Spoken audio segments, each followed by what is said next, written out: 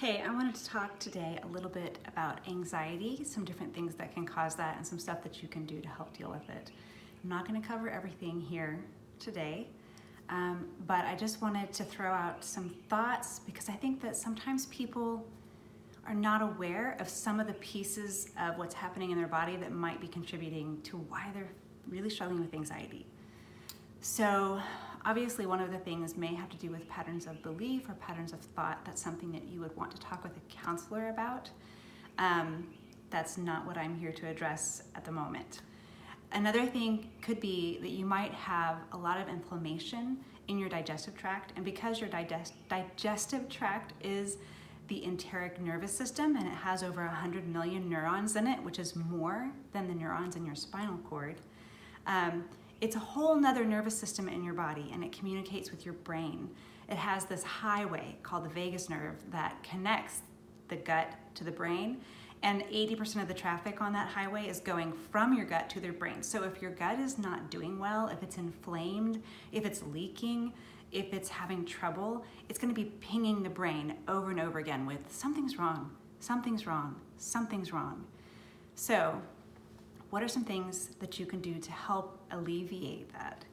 For one thing, it would be excellent if you took an assessment to see how much candida you have going on in your body. Now, the absolute best way to do this is to see a functional medicine doctor because they can actually test for it, and you can get an actual count of what's happening with that in your body. Now, if that's not something you're able to do, there is an online assessment. I'll put it in the comments, and it's an online assessment. It's limited in its ability, but it can be helpful to shed some light. If you've got a low to medium score, there are other things that could be causing some of the symptoms that you're dealing with. It might not be candida, but it might be. If you've got a really severe score though, I'm pretty sure that candida yeast overgrowth in your gut might be causing some of your problems. And because it serves to decompose the body when we die, it's gonna do what it does, and it's gonna try to decompose the things around it. So if you don't have enough good flora in your gut to keep candida in check, or if you've been doing lots of sugar, artificial sweeteners, antibiotics, hormonal birth control, these kind of things can contribute to the growth of candida and to the, if you are killing off the good guys in your gut, then you have less of an army to keep the candida in check. And in fact, if you've taken antibiotics, not only do you have less of an army because you just killed it off with the antibiotics, but you have taken that army that you've killed off and you have fed it to the candida like a feast. So it can not only grow because it's not being held in check, but it grows because it's just had this huge smorgasbord of all this dead tissue that it loves to eat. And when it grows into an overgrowth stage, it can turn into a fungal overgrowth. It can create an additional lining to the interior of your intestines, and it can get in the way of you absorbing the nutrients that you're eating and taking in. No matter how good they are, they won't get to your body if you have too much yeast in the way. But also that yeast will start to do what it does. It decomposes things, and it's gonna try to bore holes in the lining of your intestines, which means if you've got holes, it's gonna cause inflammation, which is gonna be pinging your central nervous system with signals of worry, signals that something's wrong. They're not specific. Signals are not gonna show up saying, hey, we got a candida problem down here. No, it's just gonna show up as something's wrong, something's wrong. Ooh, that's blinding, hey son. We have to move a little. As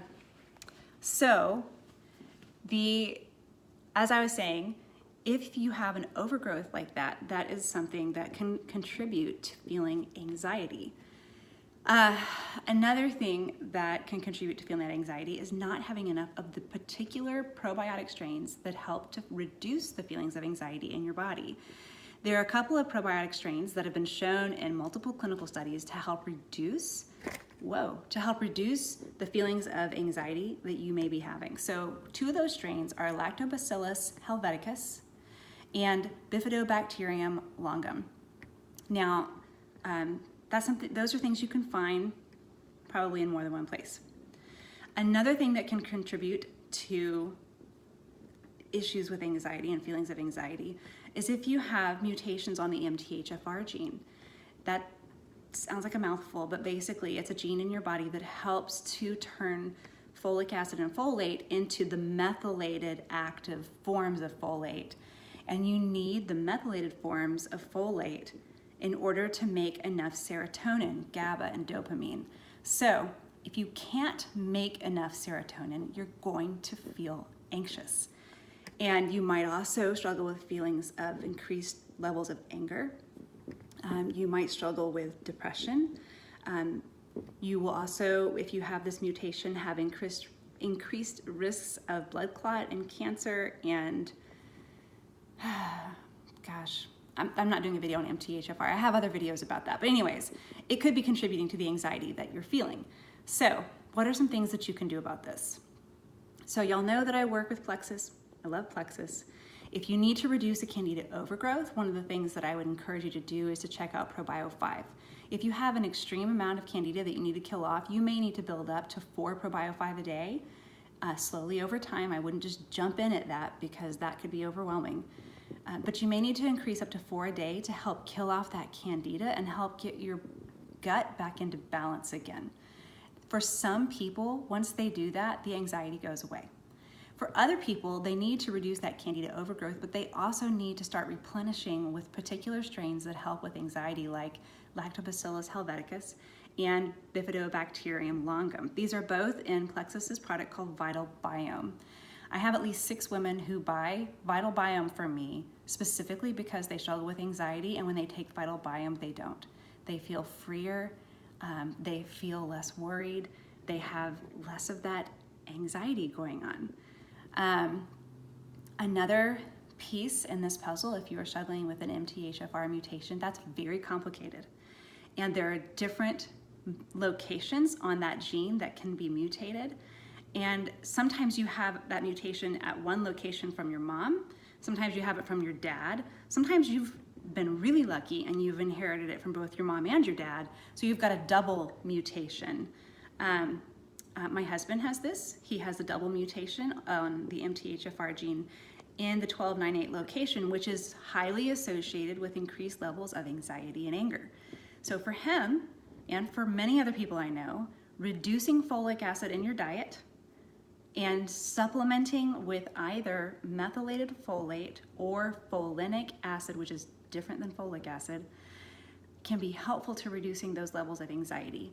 Honestly, that's complicated. Dosage changes over time. It changes and is different per person. It's different depending upon which mutations you have, and that takes some trial and error to figure out. If you want to know more about that, you can talk with me. But a good foundation to lay when you need to supplement with extra methylated folate is to do Plexus X Factor. This is their multivitamin. The original one is an excellent base to lay, because you want not just methylated folate, but you also want that methylated B12, and you need B2 and B3 to also help regulate the methylation cycle in your body. So you don't just want methylated folate. You're gonna want the whole piece so that your body can properly methylate and do what it needs to make the serotonin and the other things. So if you are struggling with anxiety, there's several ways that you can go to help deal with this. And there are some people who are going to need to end up on medication, and that's something to work through with a doctor. That is not a thing that I can help you with. I can't give you any prescriptions. But even if you are on medication and medication helps, I highly, highly, highly suggest you work on your gut health too. Because, especially for you people who are taking medication and it's not helping, sometimes if the gut is so inflamed, it can't absorb what you're taking in. So remember I said, if your gut's really inflamed, you can't take in the nutrients you're eating. You're also going to struggle to absorb medication you're taking. So working on gut health and working to take the proper supplementation to fill in the gaps, these can make enormous differences for you and your mental health and well-being. If you've got questions about this, feel free to send me a personal message. Feel free to throw something in the comments. Call me, email me, whatever. I'd love to talk. I know that a lot of this is complicated, but gut health is a very significant piece of most people's mental well-being. 90 to 95% of the serotonin is made in your gut. The thing that you need to keep your cool is made in your gut. Gut health matters. So thanks for your time. Talk with y'all later.